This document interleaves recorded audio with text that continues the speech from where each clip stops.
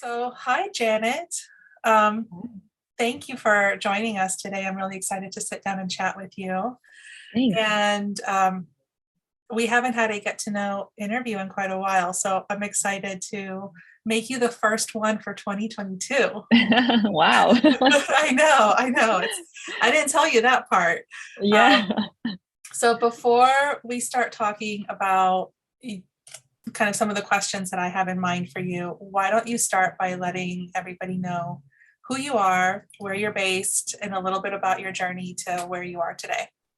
Sure. I'm Janet. I'm from Toronto, Canada, and I'm an interior lifestyle commercial photographer. And I guess it's kind of weird to say. I never really thought of myself like going down this path to become a photographer. It wasn't in my plan. It wasn't part of my, 5 or 10 year career path or anything like that. But I guess just a series of events kind of led me here. So yeah, it's an interesting I guess journey. So I started working at a bank after I graduated from university. Um, and the job was fine, but it wasn't super creative. So I wanted to do something different after a few years. And I kind of explored different I guess industries. I worked at a startup that was photography tech based actually, so it was perfect. I did a little internship with a sports agency. And it was just very interesting to be able to apply photography there as well. So I got to use my camera, I got to photograph some events. So I guess just working through those different, experiences, I kind of thought maybe I can do photography, freelance as a job. I can try it out, see how it goes. And if it doesn't work out, that's okay. I can go back to what I was doing before since I had, some experience there already. So yeah, so that was about, 5 or 6 years ago, 5 years ago that I started doing freelance photography. And yeah, so here I am now. And so I didn't realize when I found little tidbits about your past online, I didn't realize that your work with the startup was actually photography related at all.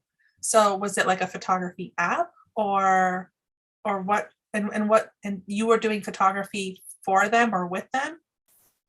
Yeah, so it's a startup from Toronto actually, and it's a platform to share photos. Am I allowed to say the Hmm, name of it? I guess so. I don't know. Okay. Okay. Some people might know of it. It's called 500px. Oh So yeah, it's I'm familiar. basically, yeah. So it's a platform for photographers to share their work, and just you can get feedback from other people, and it's just sort of like a little community. And it's grown since it started. Oh man, it's been a few years now, but yeah. So I got to do some photography for them, but my actual role was to review photos for their marketplace.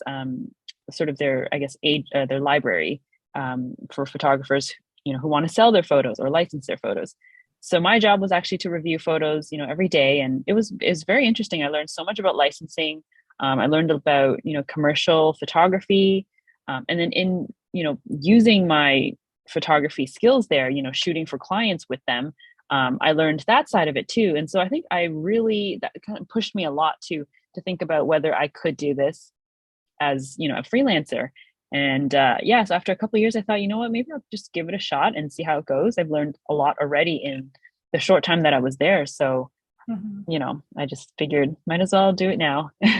Yeah, absolutely. And before that, you were in banking. So what, how did that leap happen from the banking to working with 500px? Well, when I was at the bank, I was actually in the marketing and communications department, so nothing related to the finance side.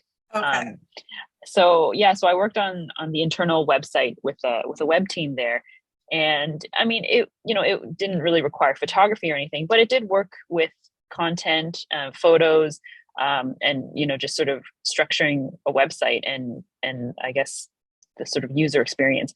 But I knew that I didn't want to be there, for that long. And it was a good sort of first job right out of university. It was, Mhm. a good steady job to get some experience. And so I, stuck with it for a few years. But I think after a while, I decided, I want to try something different, and see where it takes me. And I was still like, I would consider myself like pretty young at the time because I was only a few years out of university. So, I figured might as well give it a shot. And then Yeah. if it doesn't work out, I can always sort of come back or find a similar job now that I have experience. So, yeah.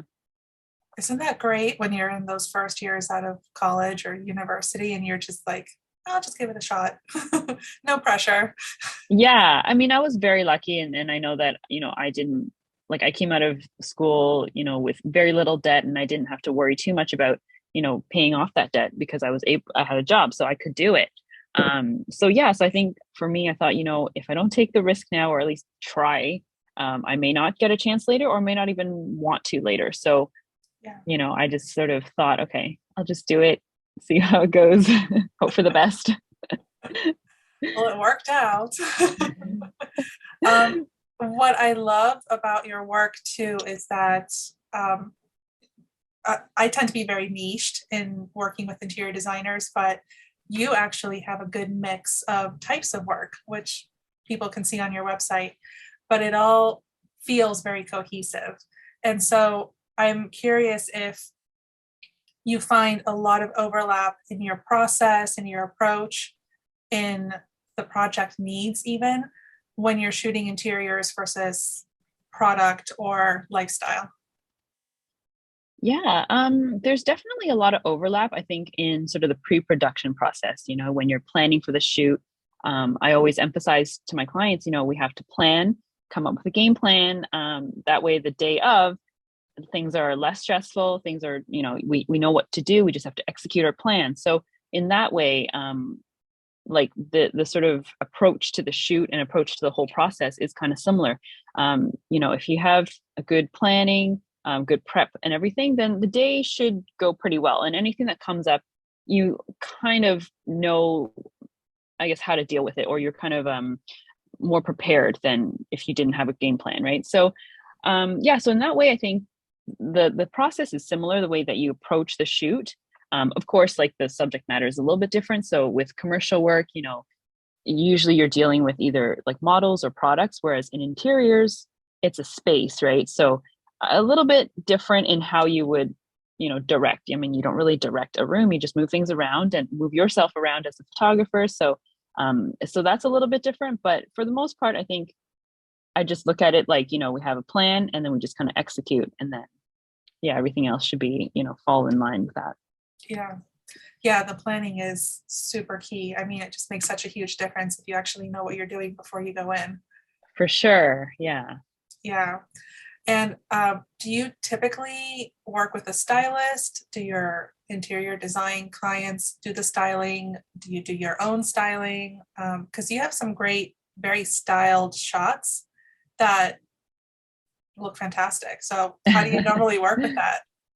Thanks. I do a mix of both. For the most part, with interiors, the designers will take on the styling just because I want it to reflect their style, right? And I want to reflect Mhm.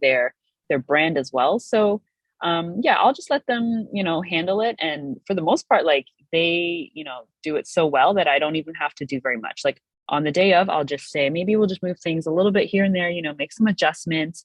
Um, but that's mostly for technical reasons, right? For the camera, for lighting.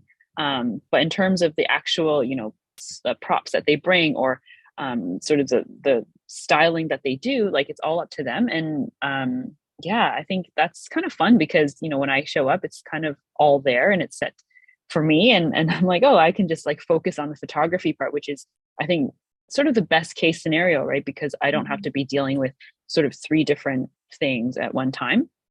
Yeah. So yeah, so I just let them, take over. I mean, if they need help, we can definitely sort of talk it out on the day of, we'll collaborate or try different things if something's not working. But for the most part, like I think interior designers that I work with have a really good sense of their own style already. And so it's not so much like I have to sort of direct them or anything. I just kind of make adjustments. So yeah, so it's Yeah. great. And I love that you talk about a big reason for that being that it's reflecting their brand and their style, because I think that's such a huge thing. I'm really big on always remembering that we're a service provider. Like it has to reflect our clients' needs. So I'm in the same kind of situation. A lot of my clients just do their own styling, and then I kind of, the same for technical reasons. We'll move little things here or there, but it's nice to see their different styles and their different brands come alive in their props and in Exactly. their styling choices. Exactly. And sometimes, I mean, like every so often, an interior designer might bring on their own stylist because, they may not have the time or resources or may not be their strength. Mhm. But yeah, as long as someone is sort of, I guess, leading that part of the shoot, I think that's so helpful because I think like it's so underrated, right? Like the styling part of it, like you can't just show up to a nice room and expect it to look magical. You do Yeah. have to add, elements here and there. You have to sort of style it up and make it sort of come alive, right? I mean, the room can Mhm. only do so much on its own, but I think the props and this everything else, the styling really just finishes it off nicely. Yeah. No, absolutely. Absolutely. Um, Speaking of styling, do you happen to have any hacks or little tips that you pick? Like we all kind of have our secrets. We all kind of have our things we picked up. Do you have any that you could share?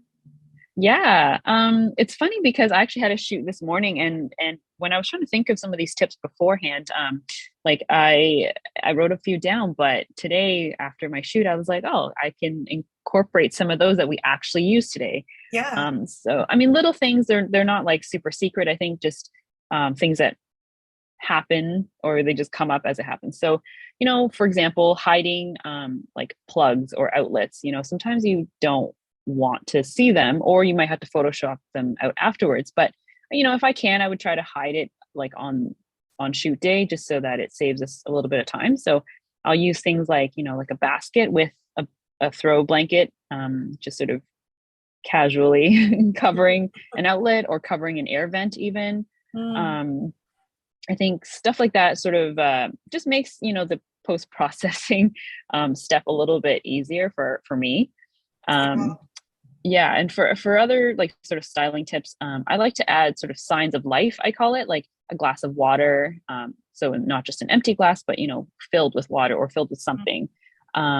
Maybe like like greenery plants, like that's always nice. yeah. Something like an Okay. open Fantastic. book or yeah, exactly, like just things to sort of make it more homey and welcoming and sort of adding a little bit of like life to it as if someone was living there. I mean, someone is living there, so I think it makes sense to sort of show that as opposed to just a stark room. Yeah, so anything that can, I guess, make the room feel more welcoming and inviting is, I think, is always a good thing. But obviously it depends on like the designer if they want to show that. Mhm. um Are yeah. you a fan of having like the one bar stool at an angle and a little bit out? What? I tried that before. I don't know if I love it. I mean, sometimes I think it works, but for the most part, I think I just like it in order. I just like things sort of like, very neat and tidy. Um, but I have done that before where I tilted the stool a little bit just to make it look like, someone is there. Um, Yeah. yeah. Yeah, you do have a very kind of clean, minimal sort of vibe to your style and this and even the style of the spaces that you show. So I'm not surprised that you say that, but I was always curious because it feels in a weird way a little controversial to be like, do you pull the stool out? Do you leave them all the same? Yeah. It's such a silly question, but Yeah. you know, It's the little details that matter though, right? In the end, it sometimes it is. makes a difference. So yeah. It is. It is. I mean, I've done some photos before where if we can't decide, we'll try kind of both ways. And it's amazing. Yeah, those little details can just kind of put you one way or the other. And before you know it, you're debating the smallest little things. Yeah. Yeah. And that's why it takes so long. Exactly. Yeah, it's so true. So I'd love to hear a little bit. You mentioned the preparation, but your process when you go into a shoot. I think we probably all kind of have our own way of having that workflow or that thought process where we go in and first we do this and then we'll look at that. So, what's your workflow when you step into a location for a shoot? I think the first thing that I like to do is sort of take a tour, like look around, get a sense of the space. What I actually usually do before the shoot is I'll ask, the client to send me some before photos or maybe some progress photos of the space so that I know what I'm walking into.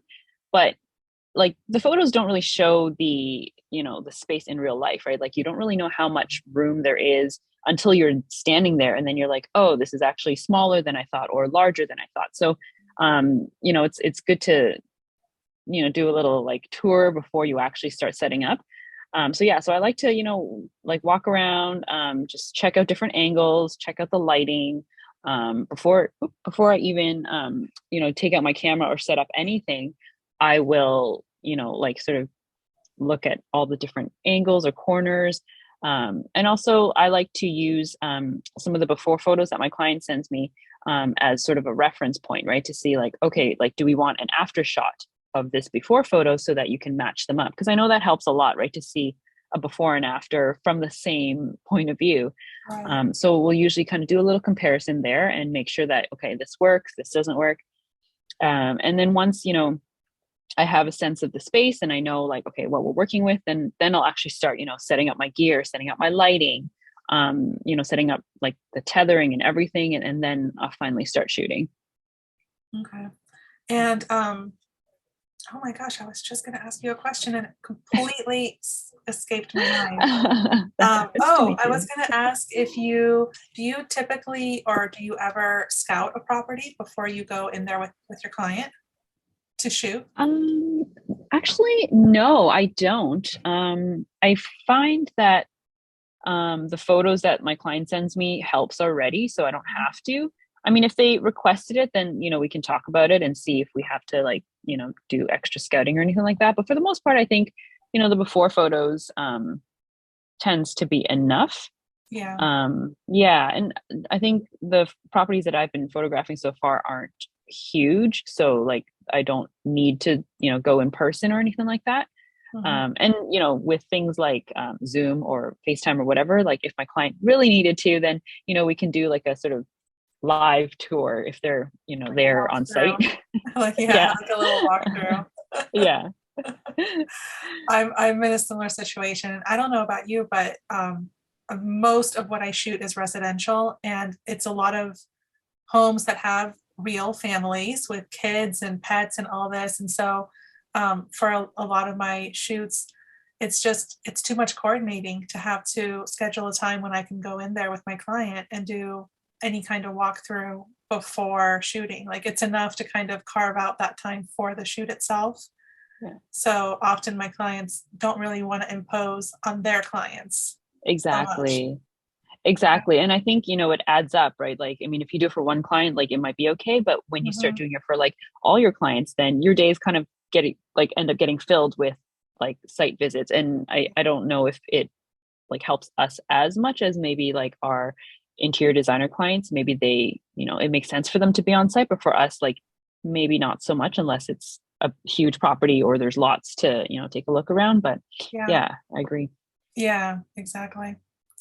Let me see, I had a few questions that I wanted to talk about with your process on site. So when you're setting up, do you already kind of have worked out based on for the order of the spaces that you're going to shoot? Do you decide that when you arrive and you walk through and you look at the light, or do you go by which one is ready first, or what's your thought on that? That is such a good question because I struggled with that when I first started. I had no idea where to start. I didn't know what made sense or if there was even a, sort of best way to do it. And I think what I found that works for me anyway, is to find out where the light is coming from and work with that. So if I want a room that's, the brightest, then I'll start typically, in the east facing room or something like that, and then kind of work my way with the sun. I mean, that's not always possible, and sometimes it just doesn't work, or the weather, may not be that great, especially here in Canada when we don't, get sun that much in the winter. Um, yeah, so I just kind of work with the direction of the light that the light is coming from, and sort of set up from there. I always like to ask my clients ahead of time, what direction does that room face, because then we can sort of decide what time of day to start too, right? Mhm. Like especially in the winter, like our sun is already setting, it's like dark now kind of thing. So we only have limited hours to work with. So yeah, like I think finding that that perfect time is so important. So we have to plan for that, right? Um, so yeah, so for me, like I'll start with typically the room that's ready, but also that has, good light. And, sometimes you have to move things around, right? Like you may not have enough plants to go around. So you do have to move from one room to another. So that's another consideration. So yeah, so I think you kind of have to balance between like all of those factors. But I think in the end, like it works out okay, especially with artificial lighting. Now that I'm more familiar with it and I'm more comfortable with it, I'm not quite as worried if I don't have enough light coming in, like natural light. Mhm. But yeah, when I first started, it was very intimidating though. Yeah, I mean, it's hard to know where to start. So I love that you're having the conversation about the orientation of the rooms with your client ahead of time. So then do you use that to tell them, oh, let's start there, style that one first? Because I know sometimes, most times, on shoots, there will be like one space that's fully ready, one that's kind of half ready, and then the others are a disaster. And they'll just like be fixing them up as I'm working on the ones that are already ready. So is that part of the conversation, like letting them know where to start styling? Yeah, that's actually a really good point. I think for my clients anyway, they're able to style like most of the rooms, like almost, maybe like 80, 90% there. So that, like you were saying, we do start with the room that's 100% ready, and then we'll shift things around and then move to the next room that's maybe 90, 80%. And then from there, keep going. But yeah, like it does make such a big difference. And I think it helps the client know as well and how to plan, right? In terms Mhm. of what props or what sort of items to bring, because if they know that, oh, we only need this one item for this room, then they don't need to bring five of them, or just the order of moving things around Mhm. makes a difference too. So yeah, I think it helps everybody kind of know what to expect on the day of. So yeah, we definitely talk about that. Yeah. And do you typically go in, we get some of the cell phone shots beforehand and you talk about orientation and stuff. How much of a shot list do you have in mind when you go into the shoot itself? Do you have like some sort of actual solid idea of what you're getting? Yeah, that's also a really good question. That's something I struggled with again when I first started, because I didn't know like if I should be asking for a shot list, and I didn't really know what other photographers did. But I think what helps me and my clients right now is for them to come up with a shot list as much as they can. So, for example, like if they're looking for 15 photos, I'll tell them, can you write down the angles or the shots that you want, and I guess if they don't have 15, then I can sort of fill in the rest when I get there and I can see, what works. And they trust me to do that, right? So sometimes they'll come up with like maybe just 5 or 6 shots, and then the rest they'll let me sort of decide. But it does help to have them write out their list, because that way we know exactly what they want. Right. They'll get those shots, they know what to expect. And, I want them to be able to use the photos, right? So I don't want to be taking photos that I think look amazing, but then for them, they may be, not able to use them. So, Yeah. yeah, so it's important for them to come up with their sort of must haves. And Mhm. then if they want me to fill in the rest and get creative, then I'm happy to do that too. And I think also just for timing, right? Like to plan, like you Yeah. don't want to be showing up on the day and just be like, well, I guess we'll just, start shooting, and then you overshoot, and that's a lot of time, sort of wasted. So I think for efficiency, it makes sense to have a shot list as much as we can. Yeah. Yeah, I don't know if that's how you do it as well. Yeah, that's actually really similar to how I do it. I also think it's really important to have the client think through that themselves, because a lot of times, you mentioned the before and afters, like we don't know exactly what angles they need to match up for photos that they've gotten, or if there's I remember this one project where my client wanted this one angle, and it's not a shot that I would have gotten other like normally, but she wanted to have that angle because they had removed that wall. And so it was showing the two spaces connected. And she was like, before there was this big wall there. And so I need to show that it's opened up. But it wasn't an angle that I would have ever picked out as beautiful. So I think things like that are things that we just we can't know about the project ahead of time. And I used to have a pricing based on number of photos, and I last year I moved to hourly, half day, full day. And so now that it's time based, the efficiency part of it has come in too, where I tell my clients, like, look, we can shoot as much as you want. You have this much time. So we got to make the most of it. And that's one of the things I tell them is have as much as you can of a shot list for me. And it's going to make it go so much faster when I get there. So yeah, I do very similar to you where I kind of put it in their hands. And then just like what you said, if it's like a general angle or, knowing, I know I want a straight on shot of this somewhere. And then they leave it up to me to kind of find exactly how to frame it, how to compose it. Mhm. But it's huge. It's such a help. Yeah, it really is. And I think you bring up a good point, or I guess maybe another question that like it reminds me of, like, how did you decide to go from, like a set number of photos to like a half or full day rate?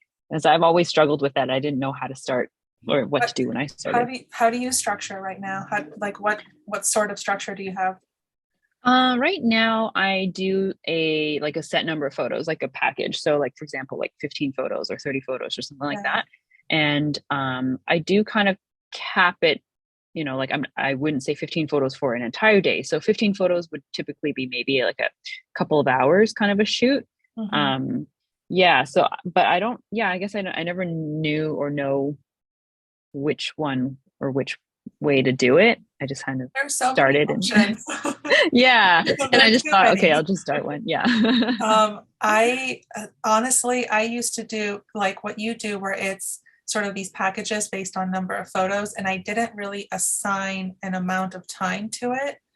I didn't like the idea of putting a time to it because I felt like people would feel rushed or like they would feel like the clock was ticking the whole time. Um, and I started doing packages of photos because I had no idea what I was doing when I started with interiors. And I'm like, well, they do that for portraits. So let's do it for interiors. And it just kind of stuck.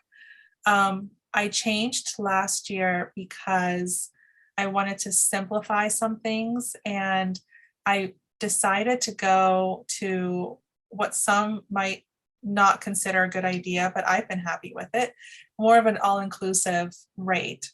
So for interior designers, I include whatever photos we get in that time. So I actually don't put a cap on how many photos you're getting, but I say you have me for X number of hours. So, and then I let them know, typically you can expect, I think I say 5 photos per hour on average. And that way it sets expectations, but we're more mindful of the time. And it's been working well. I wanted to move to something that felt a little more streamlined and a little bit more all inclusive because it felt like interior designers wanted something like that. So that's what made me go to it. But there's no right way to do it. I mean, there are so many options. Yeah. No, you're totally right about that. Like it's so interesting how like different photographers can structure it differently. And I think I'm still trying to figure out, if like this sort of set package is working. And so far it is, but I guess I don't know if like eventually, let's say there was a big project, if that would still make sense, right? Like I feel like I might have to sort of tweak it. Mhm. But yeah. Yeah. So do you offer like additional photos at an a la carte price if they committed to say 15 and they say, oh, but I really want these other 3 or 4 extras? Yeah, definitely. So they have the option to, purchase extra photos like on a per photo basis if they want. I think I usually kind of recommend to them like if we're just shooting like a small room, for example, like I don't know, like a small powder room, bathroom kind of thing. I'll say, maybe you only need 5 photos because you don't need to pay for 15 if it's so small. But if you're doing like a bedroom or like a kitchen, then it makes sense to shoot like 15 photos. So then I kind of tell them or guide them to think that way, and then they're okay with that. And then for them to come up with the shot list to fit those the number of shots, like I think it helps them really think about the shots they need, and then when they see the photos, like a lot of them will say, oh wow, like it was so hard to choose 15, but they always have the option to, purchase more if they want to. um so yeah, so I don't limit them in that way, but I think it's, for me anyway, I found that, telling them that, you have 15 photos to work with really helps to narrow down like what they want, and then helps us to be efficient with our time, so that we're not, like just shooting randomly kind of thing. um but yeah, I don't know, like if that makes sense with like, like other types of shoots or like larger shoots. So far, like I haven't had to shoot an entire house or anything like that, so Mhm. I think on a smaller scale it works. Yeah. Yeah. Yeah. And I think there's so much, I feel like no matter how you price it, there's so much that you have to kind of handhold the client through the process. Cause I would, when I was doing it with with like a number of photos package kind of structure, um, there was a lot of letting them know, you can expect it to take this long. So I would always say 1 to 1.5 hours per room. Or there would be, I remember writing out emails to clients where I would be like, okay, you want to do a kitchen? So this is what you're probably going to need. You're going to need a straight on of this. You're going to need a straight on of that. You're going to need one wide angle of this, and sort of break it down and be like, this is how many you're probably going to need. Let's leave a little buffer room and sort of tell them what they need to get from you. And um, the version of that I'm doing now with this more all-inclusive hourly, half day, full day is letting them know, okay, we can expect average of 5 photos per hour. That means in an hour, we can do like one space. The half day is good for like, I think I say like two to four spaces, or 2 to 3 spaces, or something like that. So we still have to like guide them to which option works for them. And I feel like we need to do that regardless of how we structure it anyway. Yeah. Yeah, that's a really good point. I think, yeah, like with especially, interior designers who may be newer, they don't really know sort of where to start, right? They don't even know how Mhm. to think about, photos. They just know that they need them. And I totally understand, because when I first started, I was like, yeah, I don't know what you guys need either. But I think just shooting over and over, you realize, okay, typically you get the same types of shots, right? Like you Yeah. always want like a wide shot, like if there's some sort of feature in the kitchen or whatever, you want to capture that. And then obviously details are sort of a good addition to the wide shot. So yeah, like definitely, it's one of those things that you kind of learn as you go, and then you're able to pass that knowledge onto the client as well. And then I think after a couple of shoots, they know what to do, and then they're like sort of running like clockwork. So it's great.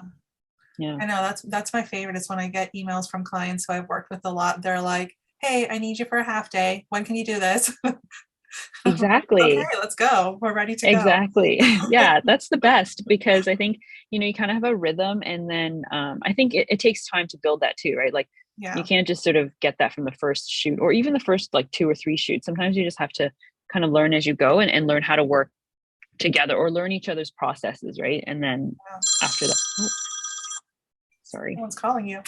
Yeah, that never happens. And yeah, the other thing I think you kind of get a feel for is the timing. Like, especially a lot of newer designers might be expecting that an interior shoot moves at the pace of like a real estate shoot. And there's so much to, there's so much education to us saying to them, no, it's going to take like 1 to 2 hours for each room versus 1 to 2 hours for an entire house.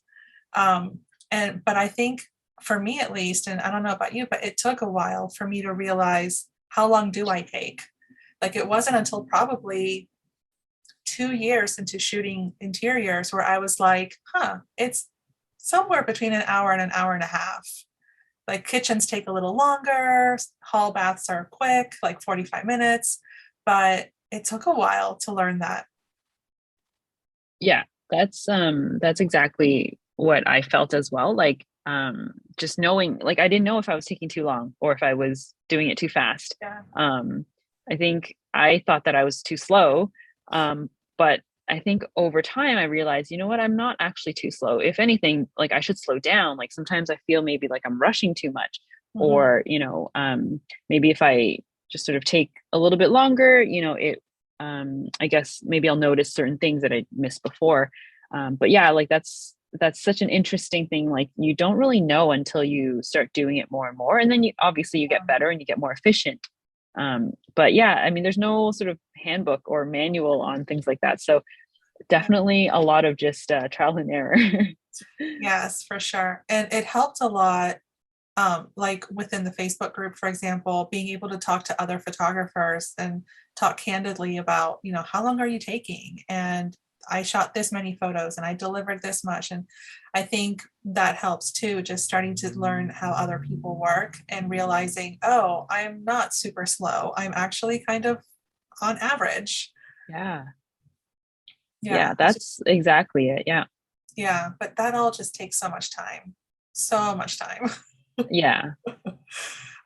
So let's talk a little bit about gear. What do you shoot on? What's your sort of favorite piece of gear? Do you have something new that you're playing with? Yeah. I actually just got a new camera over the holidays. I switched to mirrorless camera, Hmm, which was interesting because I really debated about it. I wasn't sure if I, should just do it. But the camera that I was using before is, I mean, it's kind of older now, and I figured I wanted to get a new camera before it, conked out on me. So yeah, so I switched, and so far, I've been liking it. I think for interiors, it does more than what I needed to do, and the weight is definitely like a big bonus because it's a lot smaller. yeah. Yeah. Did you have Um, to, so what were you shooting on and what are you shooting on now? I was using a Nikon D750, which is, I Okay. think by now it's probably like 5 or 6 years old, maybe older, maybe, yeah, maybe even older. And I mean, there's nothing wrong with it. It's a great camera and I love it. But I think what I needed to do for at least some of my commercial clients, like, they actually need, larger, like, file sizes. So that camera was kind of on the edge of sort of not making that minimum requirement. Yeah. So it was time. And and I really wanted to, start doing some sort of video here and there with the camera. And the D750 was fine, but I ended up getting a Nikon Z7 II, Okay. which I guess is like the newest one or something. And yeah, I mean, it's been great so far, and like no complaints. I mean, obviously switching from you know like a DSLR to a mirrorless, there's a couple of things you have to take into account, just things like using an adapter for like certain lenses, right, that, may not fit. Um, but yeah, overall, like I have no complaints about that. In terms of, like my sort of favorite lenses or my kind of go-to pieces, the 24 millimeter obviously is just very useful for interiors, especially like like a tight space. So I use that quite a lot. The 35 and 50, I use that for a lot of the shots too, detail shots, things like that. And then the 85, if I really want to hone in on certain details, then I'll use that. And so those are probably like my four like major like lenses that I'll use all the time. Um, and yeah, I don't know if I have a favorite lens. I guess maybe the 50, but that's more for just, everyday use. I love my 50, so I get it. Um, Yeah. are you using tilt shift or just non-tilt shift lenses? I don't have any tilt shift lenses, and I've thought about it, but I guess I'm not sure if I'm like at that point where I need it just yet. I Mhm. think it would help or make sense if I were maybe shooting really large spaces or if I was shooting like exteriors, but I haven't gotten to that yet. So I probably won't get a tilt shift just yet, but it looks like a really useful lens though. Do you use one as well? I don't. I've played with them a little bit, but I don't take the leap with buying new gear easily. Like I'm one of those people where I need to feel like I really need it before I actually purchase, and they're pretty pricey. So um, I don't own one, and with interior photographers, I found that it's kind of a toss up. Some are like hardcore, I can't live without my tilt shift, and others are just like, I'm fine. I have my 24-70 or I have my 16-35. Um, I lean more in the I don't have a need for it. So I've been doing fine. I think like you though, a lot of it's because I don't do a lot of exterior. And when I do exteriors, I'm not doing large scale projects. I'm not doing tall buildings. I'm not doing a lot of very large spaces. And when I do interiors, I'm not doing a lot of very large spaces. I'm doing mostly residential homes. And in California, you kind of have your standard relatively tight homes, or you go to like the huge mansions that are not actually what I'm shooting. I tend to shoot more of like the everyday family homes. So I just haven't felt a need, but I always like to ask because I'm always fascinated by people's stance on tilt shift. It seems like one of those things you're either like hardcore for it or you just don't really care too much. I think it would be so useful, but you're right. Like the price, it's definitely an investment. And I guess I don't think that I would use it enough just yet. Mhm. And I'm the same way with buying gear, right? Like I have to think about it a lot or make sure that I really need it before I'll go and invest in it. Like it took me a long time to buy the 24 because I was like, at the time when I first started interiors, I was okay with just the 35, but I guess as you do it more, like it was, powder rooms are so tiny, like there's just Oh no my gosh, way. I know. Even doing them with a 24, it feels like some of those little powder rooms, I Yeah. actually go around 20 or just under 20 with I have a 16-35. That's kind of my workhorse. Yeah. And I don't like to go too wide on that, but some of those Yeah. powder rooms really push you to have to. Exactly. And Yeah. even, yeah, you're right. Like the 2024 is sometimes not enough. And I've debated, should I get something wider? But yeah, I don't know. I just haven't gotten to that point yet. And I don't know. I think maybe I'll rent it like for a shoot, but yeah, I don't know. I mean, a tilt ship, I think it would be very nice and I think it'd be very useful, but yeah, like I guess I'm just not quite there yet. But Yeah. yeah. Yeah. And I think you're right. If you're shooting larger spaces or exteriors, I think you would feel the pull to use a tilt shift more often. And you Yeah. can always rent it. I'm a big fan of renting gear. Yeah. Especially for lenses like that aren't used, that often. Mhm. It makes sense to just rent it like for the weekend or whatever. Yeah. Um, yeah. Yeah, absolutely. So when you switched, I haven't made the switch to mirrorless. So I'm curious, I know that you had to get adapters for your lenses. Did you have to switch anything or adapt anything for other things like for your lighting, for tethering, or I mean, I guess that's kind of the only other things that possibly could be. Yeah. Yeah. I admittedly didn't do as much research as I probably should have when I normally get new gear, but there was a sale, so I had to jump on it. That's So how I bought my last new camera too. I was like, oh my right. gosh, discount. Yes. Yeah, exactly. I had to, what did I have to change? Memory card was one thing. I had to go from an SD card to, I think it's CF Express, but thankfully it still has a secondary slot, which is an SD card. So I don't have to get two completely new cards. Mm, I can just sort of rely on the SD card. But yeah, those CF cards are not cheap either. So definitely, had to think about that, or I should have thought about that. Let's see, the adapter itself, yeah, like I was able to get it as a bundle, so it actually came with the camera. Thankfully I oh, didn't have to good. get it like on top of it. But I think, like the thing with the mirrorless is that the weight is great and the size is great, but with the adapter it sort of, negates whatever advantage you had with the size. It makes just a little bit heavier and a little bit more bulky than, than it's supposed to be. So I haven't switched over any of my lenses to a mirrorless lens yet because they are also sort of like on the pricier side, Mhm. which unfortunately means that I can't use my 50 right now because I use this older model that doesn't work with the adapter. So I have to manually focus, which I do actually when I need to use the lens, I'll just manually focus. But, it's not ideal when you need to shoot like a little bit quicker. Yeah. Yeah. Did Yeah. did it affect your lighting gear at all? Oh, thankfully, no. Everything was okay. I used the Godox or Godox like lighting system. So everything worked out just fine.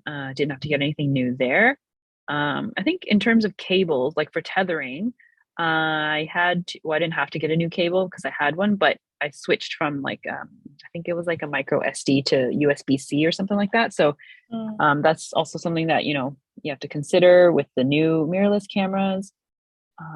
Do you I think, yeah, do you tether to a laptop with a I cable? do. Yeah, I do. I do now. Like I didn't, I think even like 6 months ago, I didn't. So, yeah, so I've kind of forced myself to do it and learn how to do it. And, yeah, it's great. It's been very helpful, on shoot days.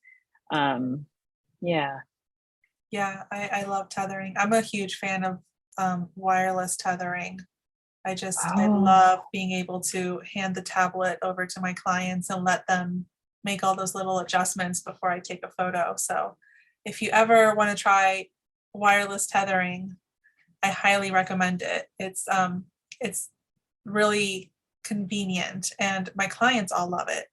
They yeah. just love being able to kind of walk the room with that tablet in real time and make adjustments. So I That's, highly yeah. I recommend mean, yeah, I can see why it's so useful. And I've been seeing a lot of people, use that. And I guess I haven't really thought like to go that way yet, but I know that it's very convenient. So I definitely have to look into it some more.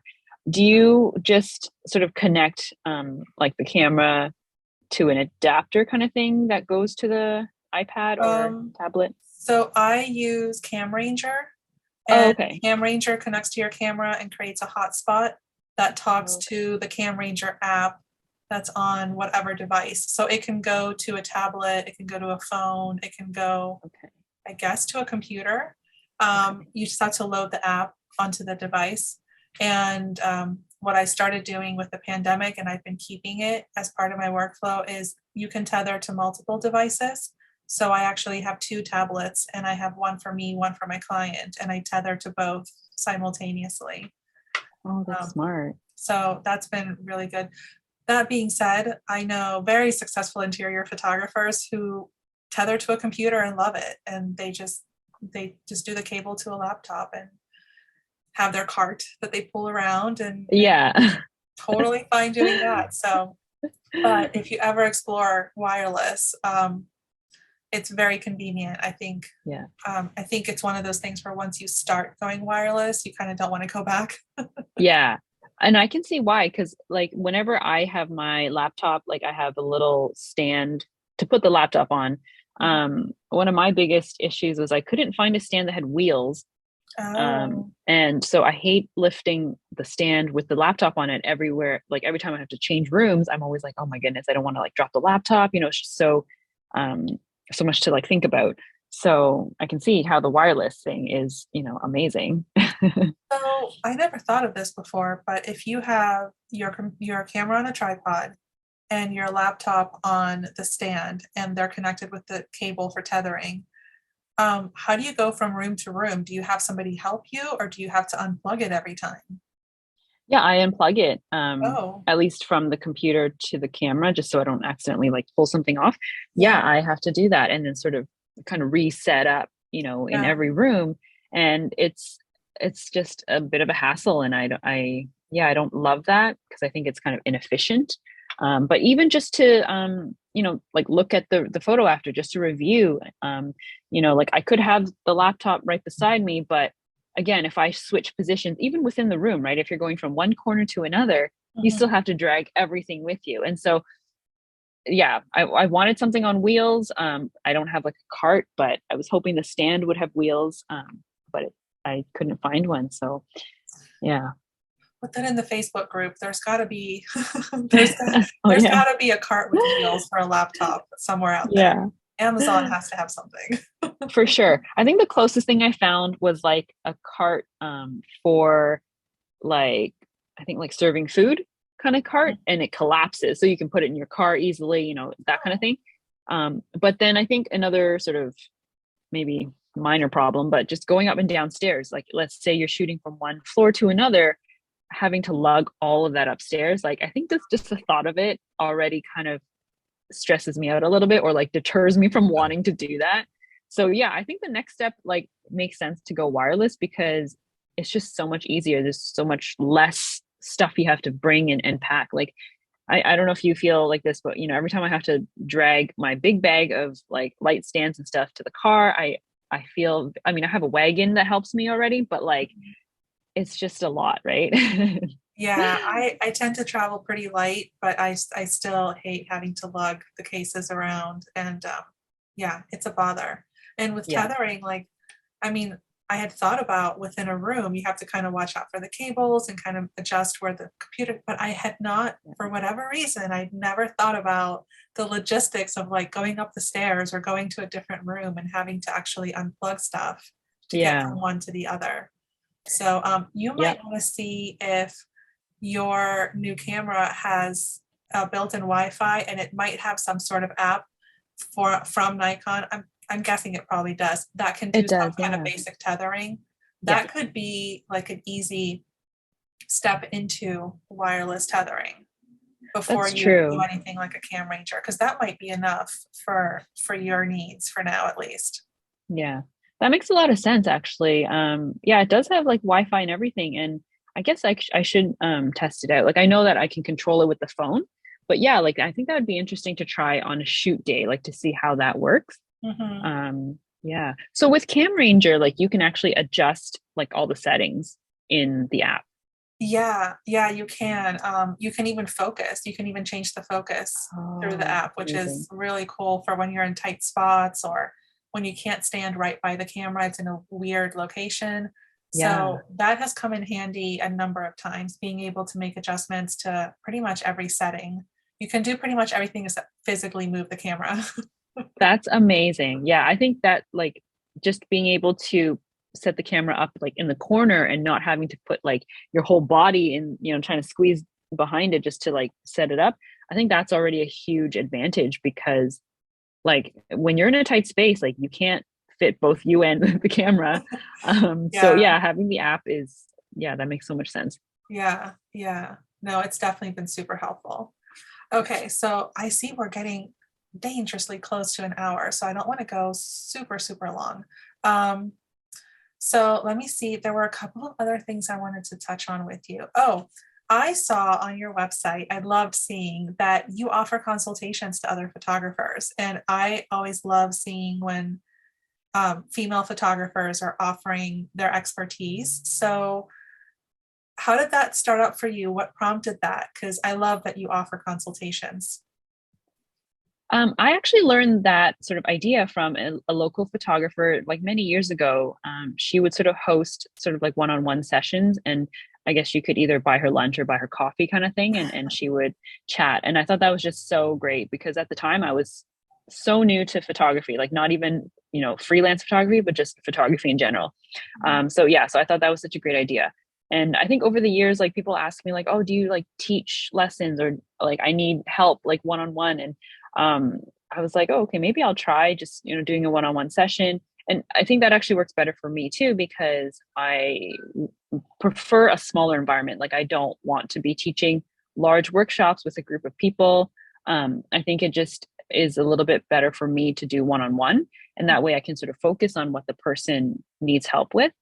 Yeah. So yeah, so I've had, you know, interior designers ask for help or even like photographers ask for help. So there's a range there, but I think it's been really helpful for everybody, like even for me to learn, right? Like after you teach something, you're like, oh yeah, I had to like sort of relearn that or remind myself. But yeah, so I really enjoy doing it. And like, I just hope that it helps people, you know, with their photography. Good. Well, keep doing that. I love seeing that. So I want to close on this is something I ask every person for the get to know interviews is what's your biggest piece of advice for other women that are starting out in interior photography and especially for other women of color who are starting out? um, I feel like, you know, maybe because I'm newer to interior photography, like I don't know too many other photographers locally. Like I may have heard of their names and know of people who know them, but I don't know them like myself. So for me, um, just sort of networking and getting to know people in that field, I think is really helpful. I've started to sort of build my own little network of, interior photographers, um, and just, kind of sharing resources, sharing knowledge, and just sort of, just making a friend really. And that way, whenever we need to refer like work to each other, we always know like, oh, so and so shoots this, and you can always contact them, kind of thing.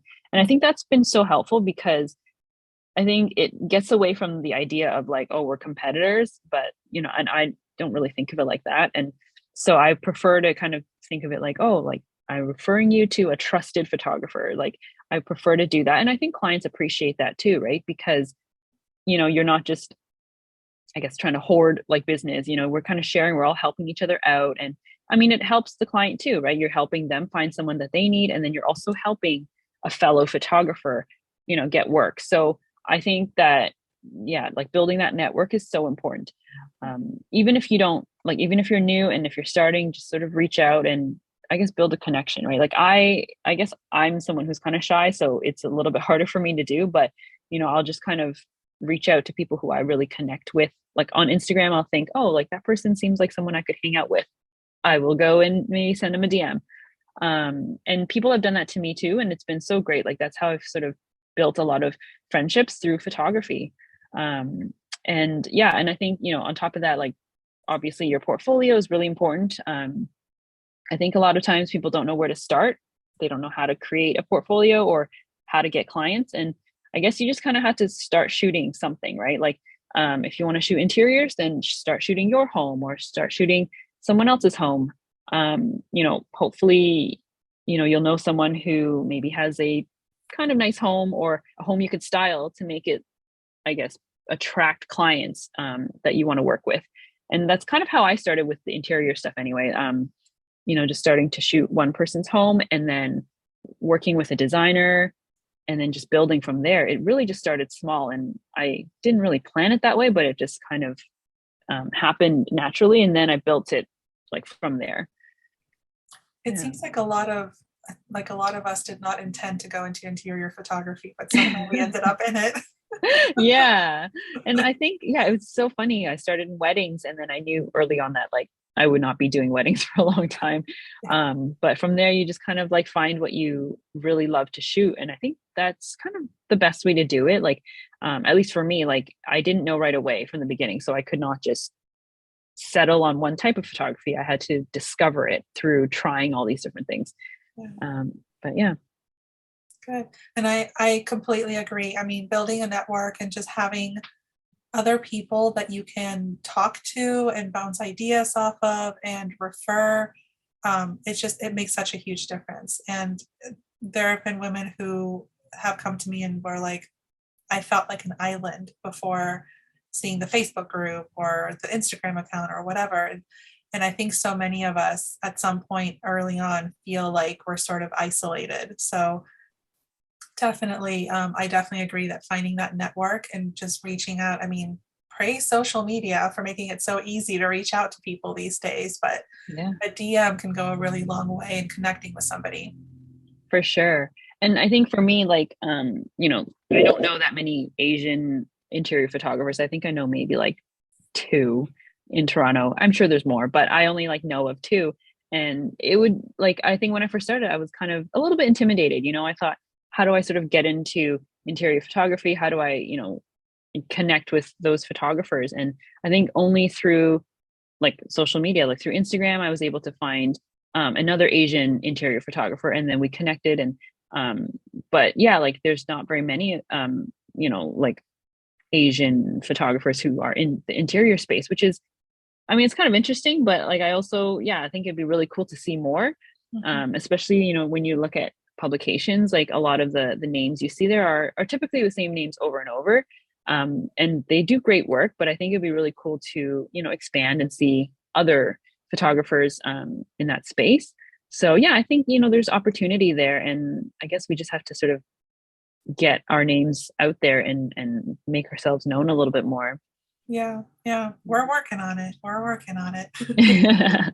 And I think I want to add, because I like that you brought up connecting with other Asian photographers. I feel like it's extra special and it's extra encouraging to connect with photographers who you relate to on other levels. Like I struggle finding Latina photographers because there just aren't really many that are in interior. So the ones that I Mhm. have connected with tend to actually live in Central and South America.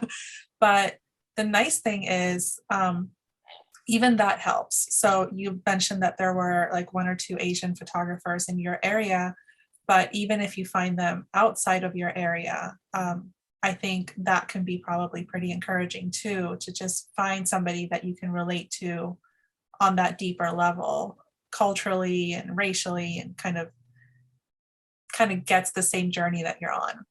Yeah, I think that's exactly it. Like when I was shooting weddings, there were a lot of, Asian photographers who were shooting weddings. And it was so great because, I mean, a lot of us had mutual friends. And I think it was just, just understanding even like, I guess, the cultural, like traditions at a wedding, like working with, fellow Asian photographers is just a lot more, I guess, easier or maybe comfortable, like, because we just understood, like at an Asian wedding, for example, we understood this was going to happen and we're not like, like shocked by it or anything. So yeah, there is that level of connection that is really nice. And but like, yeah, I don't know. It's a very interesting time to be a photographer and to get, especially for me anyway, interior photography, like um, to see, who are these sort of up and coming photographers who may not have their names like everywhere. Mhm. So I'm hoping more people will, get into it or at least try. Yeah. Yeah. Yeah, I hope so. I hope so. Mm. More women, especially. We need more women Yeah. to be active and vocal and present. So Yeah. that's my hope. But Yeah. all right. Well, thank you so much for your time. I've loved learning about your process and your background and just how you work. So I really appreciate it. Thank you. Thank you so much for having me, Natalia. This was amazing. And I always enjoy talking to you. And I'm so glad that you approached me. And thank you for all you do at the Grove. It's amazing. I love the community there. Thank you. I'm so glad. I'm so glad. Yeah, it's one of those things that just hearing how other women appreciate it keeps me going. So I always love seeing the other women in the group connecting and thriving and having open conversations. So I've Yeah. loved having you in that. So Thank thank you. you. Thank you so much. And I will be sure to post also with this article links so that people can go find you and find your work and follow you on Instagram and all the good stuff. Sounds Um, good. so hopefully you'll see some new faces on your accounts. Great. Thank you so much. Absolutely. All right. Well, thank you so much and take care. I'll see you online. Okay. Bye. Bye.